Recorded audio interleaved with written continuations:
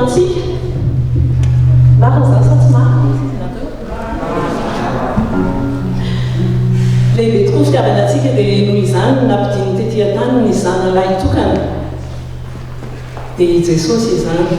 jesosy raha nidana tetỳ an-tany a nanome fampianary nanao fagagana nanao zavatra be lehibe izy nefa indrisy nenjeny izy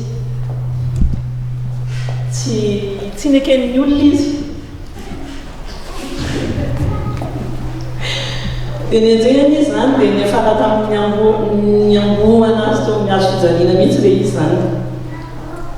dia nefa izy a na dia nijaly ary izy na dia nizaka ny mafy ary izy teo amin'izany azo fijaliana zany dia mbola vitany any ny miteny a nangataka tamin'ny rainy hoe